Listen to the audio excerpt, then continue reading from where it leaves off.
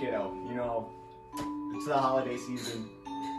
I got some noises back there, you know, I got the extended family coming here. You know, this might startle you, but I'm a time traveler.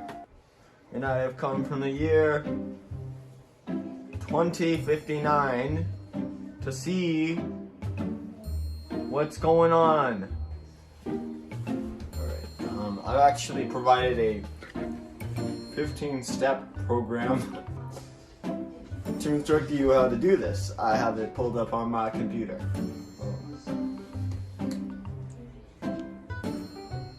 Yeah. So, seeing as I am from the year 2059, I thought it'd be a great idea to take you 100 years in the past to 1959. See what goes on there. So, with my revolutionary technology, I've invented a chair that will take you to the past. Okay? It's right here. It's always been here from the day you were born because I planted it here. This was a message. Okay, we're gonna send you back in time. Okay. Hey, Jeremy. Other way. Good job. Okay.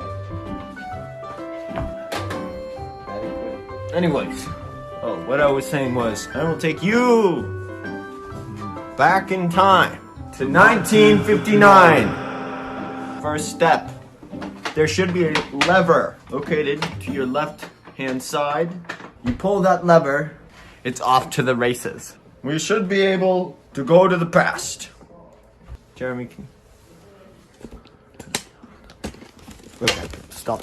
So now that it's been primed, all we have to do is spin around and think about where we want to go. Jeremy, spin me. Move the camera. Get on. No, you don't want to be in the shot. Whoa. The vortex flow into my bloodstream. I'm feeling the vortex flowing into my veins. 1959. 1959. Whoa.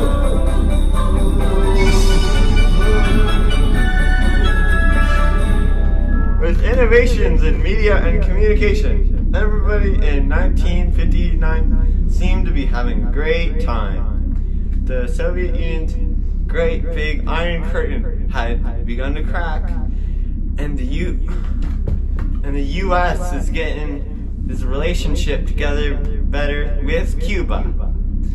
Everyone was having a great time.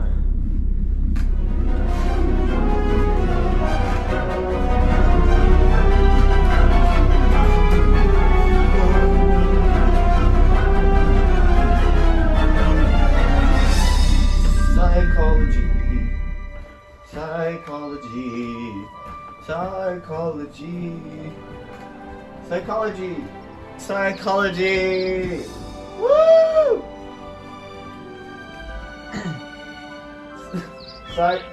Psychology. What was psychology like in 1959? My child, you are destined to be the world's greatest psychologist. That is your destiny, my child. You are me. You are me. You will become me, but you have to figure this out with a little help from space time. And I will teach you the world of psychology. What exactly happened in psychology 62 years ago? What happened? We have traveled back in time to answer our question. Whoa. Guys, we're at Harvard University. Do you know who works at Harvard University? Famous psychologist B.F. Skinner. He was the frontman of the behaviorist school of thought. But little did you know that B.F. Skinner had some beef. B.F. Skinner currently now is in the midst of the scientific debate that will change the history of psychology for the rest of our decades. Behavioristic psychology is based around the idea that the brain's functions can be explained by conditioning and observable behavior. And in 1957, B.F. Skinner released a book called Verbal Behavior. It details his theory of language acquisition. Skinner believed that language learning was acquired through association and reinforcement, which seems like a logical conclusion to make. If you sat a child in front of a French TV channel, the child would most likely pick up just a bit of French.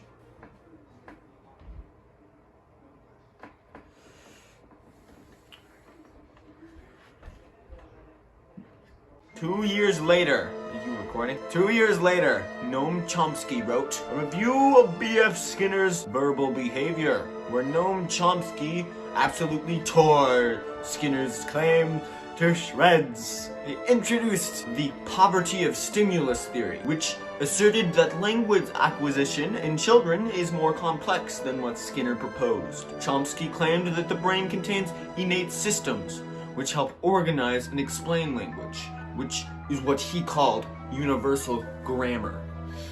The argument was absolutely heated. Skinner outwardly claimed Chomsky ignored the point of his book and called into question not only the validity of his claims, but also the shady way in which he presented the review. Chomsky initially created the review in 1958, but republished it a year later at a reduced length of only 32 pages. Yet Skinner only briefly read a dozen pages of his first print and refused to read the reprint despite pressure from the growing universal language advocates.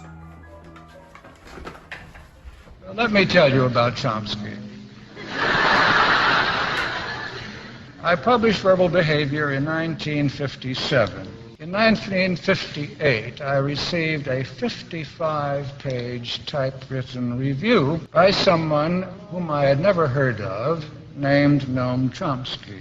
I read half a dozen pages and saw that he had missed the point of my book and read no further. In 1959, I received a reprint from a journal called Language, reduced now to 32 pages in type, and saw that it was the same review by this unknown character, and so I put it aside without reading it. Skinner held an air of ignorant superiority throughout his interviews, despite never reading his review and dismissing his claims because he was a newbie. Bickering aside, this review marked a major turning point in psychology, the shift away from behaviorism to focus on both observable behavior and brain functions.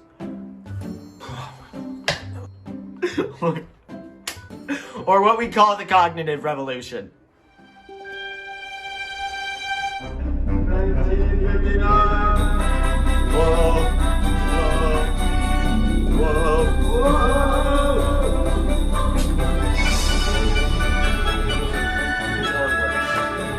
Whoa! We're in Chicago. Big scary town. Holy crap. Is that famous psychologist Lawrence Kohlberg? Hello there, children. I am Lawrence Kohlberg. I do psychology. Hey, Mr. Lawrence Kohlberg. Mr. Kohlberg, what exactly do you do? I am famous for my 6-stage theory of development in children. Influenced by the work of Jean Piaget, I created my theory. There are 3 levels of my theory: pre-conventional, conventional, and post-conventional. It is! Pre-conventional is when we begin to accept authority as well as form moral compasses. Then conventional occurs where our established morality and authority are tied to our relationships. Post-conventional developments sees our morality applied to abstract principles and values such as politics. That's amazing. So how exactly did you create this theory? I interviewed 72 lower and middle class white boys.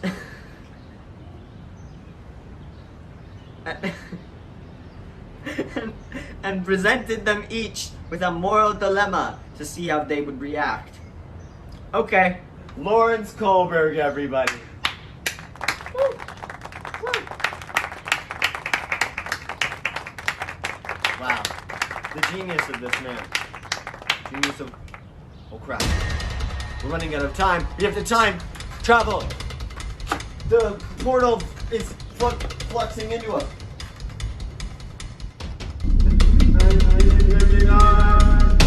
Whoa! Whoa! We're time traveling forward! Whoa! Whoa! Time travel, Kohlberg's theory played a vital role in the development of moral psychology. Moral psychology being the study of human functioning in moral contexts and how moral reasoning develops as we change.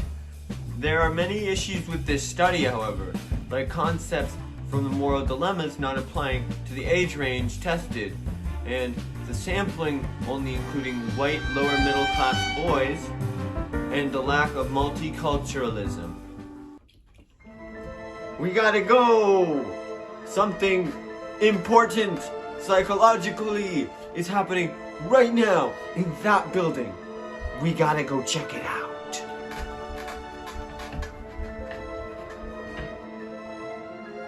Wow, guys, what's that door? I'm getting pretty chilly in here. I mean, yeah, I need a coat. You know, people say you need lab coats, but I just wear my jacket.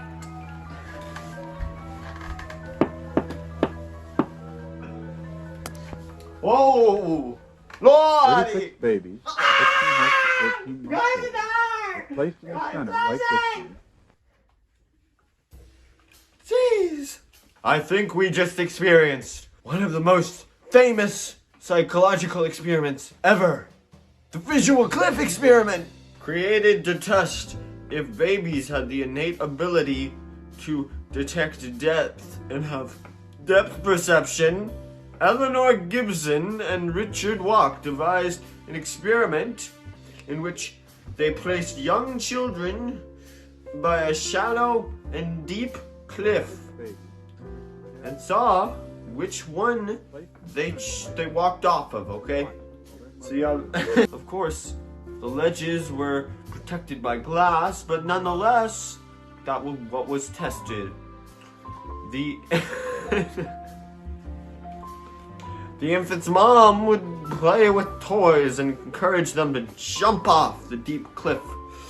Contrary to popular belief, the experiment was not intended to test if babies had a natural fear of heights, but rather if they just had a sense of depth. Eventually, around 92% of children did not walk onto the deep ledge, even though they touched the glass first or experimented, did a little tapping motion. Gibson and Walk concluded that children did in fact have an innate depth perception. An issue that would affect the validity of this claim would be the fact that the infants were several months old at the time and would have already learned depth perception by that point. The study wasn't that ethical either, as the babies couldn't withdraw if they suffered stress and could not physically give consent to the experiment. I believe that the study was in fact helpful in progressing psychology as a whole. And of course, over time, people reproduced the experiment and changed the participants' age and other factors that would prevent the claim from actually being valid.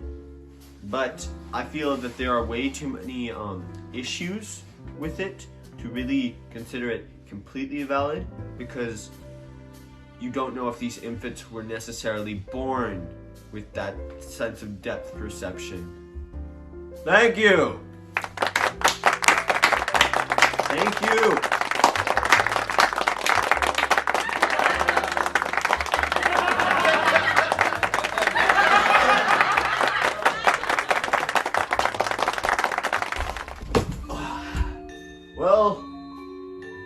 thank you for attending this meeting, future me. Well, you know, I hope you have a Merry Christmas, Hanukkah, Kwanzaa. Guys, remember to like me on TikTok, Instagram, Twitter.